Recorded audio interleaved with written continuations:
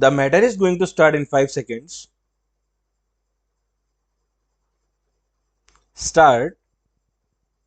Now, I would like to say that with this measure, we are now adopting.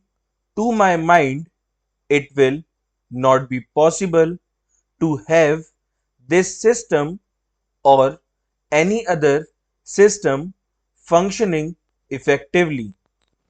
The number of clauses that we have included are so restrictive and rigid that it will not be possible for any system to function in this country. If at all it is able to function, it will be able to function with a lot of difficulties. It will be said afterwards that the industrial sector, particularly the private sector, has not been able to deliver the goods.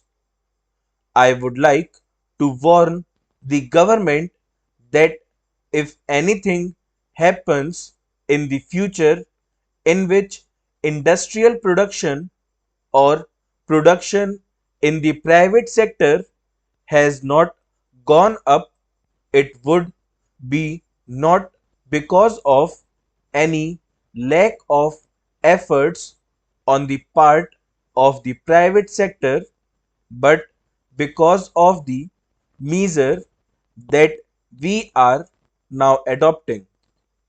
I have mentioned several times how this particular bill is very restrictive and how it will hamper the normal growth of companies in this country.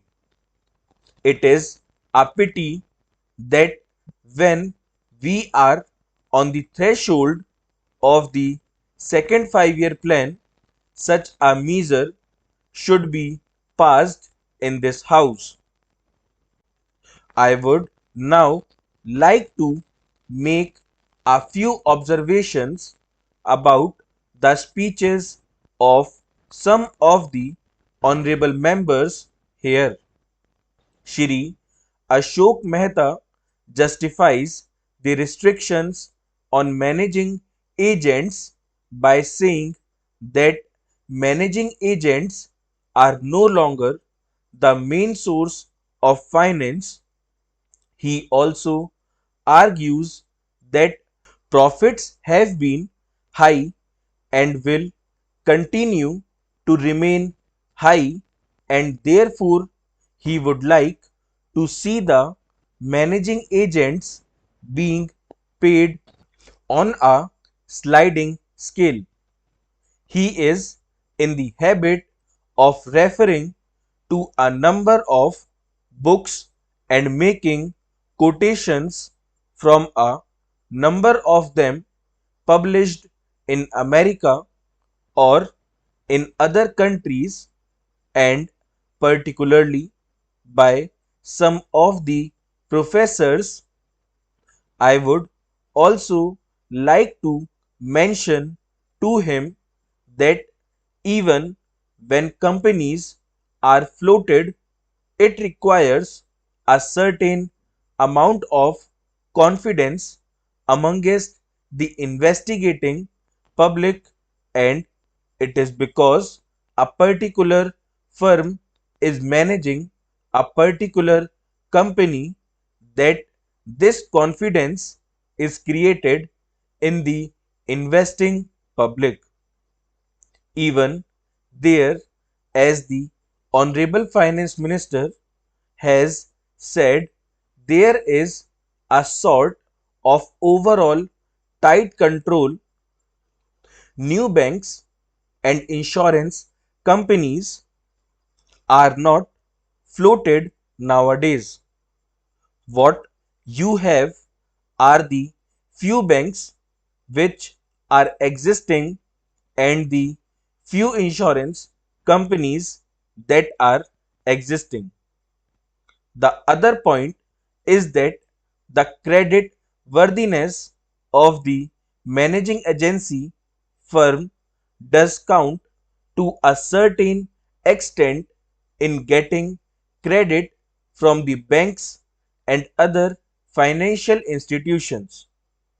Yesterday, it was mentioned by my honorable friend that the crux of the problem is the question of payment of remuneration to a particular managing agency system.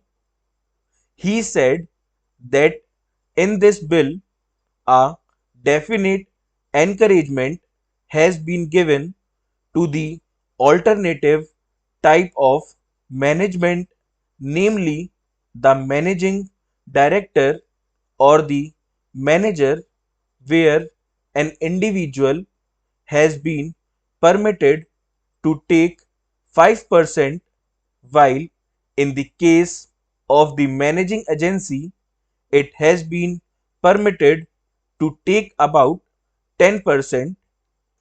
I would like to point out to him that it is not merely the question of remuneration which will decide the alternative type of management. The remuneration is not a very important thing unless and until you allow a certain amount of flexibility for any system to function. It will not be possible to evolve any other system to take the place of the managing agency system. In spite of so many shackles, you may find that those few business houses which are carrying on now may have to carry on the present basis. You may not find many new people coming in the field. Several times it has been mentioned in this house why the business community has not prescribed for itself a code of conduct. In this connection, I would like to point out that a degree or diploma is essential for the profession, and in case of violation of the code, sanction should be provided by it to prevent a person from practicing the profession. Today, even Ashok Mehta and Shri C.C. Shah can set up a grocery shop and become businessmen. Nobody lays down any condition for starting business, and nobody can prevent others from continuing it.